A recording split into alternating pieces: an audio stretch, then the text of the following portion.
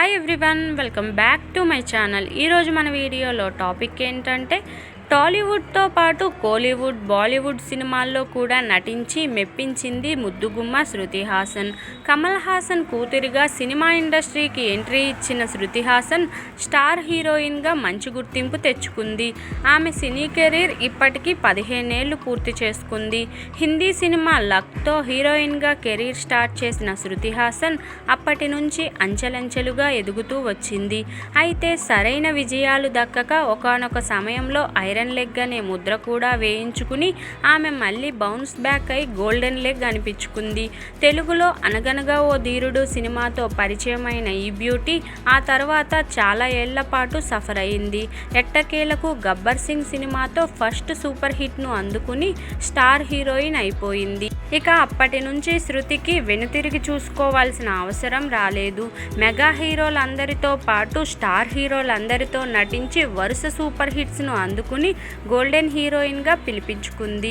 ఆ తర్వాత మెగాస్టార్ చిరంజీవి, నటసింహం బాలకృష్ణతో కూడా సినిమాలు చేసింది. ఆమె కెరీర్లో లాస్ట్ ఇయర్ చాలా స్పెషల్ అనే చెప్పాలి. సంక్రాంతికి విడుదలైన వాల్తేరు వీరయ్య, వీరసింహారెడ్డి సినిమాలు విజయాలు సాధించాయి. ఆ తర్వాత హాయ్ నాన్నలో కూడా Shruti Haasan special song hit అయింది. ఇక ప్రభాస్ సలార్ సినిమాతో పాన్ ఇండియన్ ఆడియన్స్ను పలకరించింది. ఇలా వరుసగా 4 విజయాలను అందుకుంది శృతి. అలా కెరీర్ స్టార్టింగ్లో ఐరన్ లెగ్ అని విమర్శలు పలువురి నుంచి ఎదుర్కొన్న శృతి హాసన్ ఇప్పుడు పాన్ ఇండియా సినిమాలకు గోల్డెన్ లెగ్ అయింది.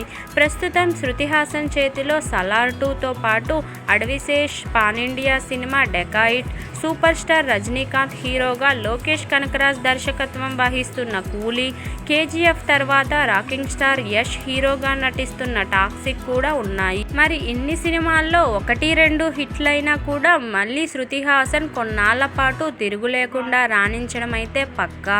చూడబోతే శృతి హాసన్ జోరు ఇప్పట్లో ఆగేలాగా కనిపించడం లేదు. మరి ఇదండి ఈరోజు టాపిక్. ఈ వీడియో కనుక మీకు నచ్చినట్లయితే లైక్ చేయండి, షేర్ చేయండి. మరిన్ని ఇలాంటి ఇంట్రెస్టింగ్ వీడియోల కోసం నా ఛానల్ను తప్పకుండా సబ్స్క్రైబ్ చేసుకోండి. Thank you for watching. Bye everyone.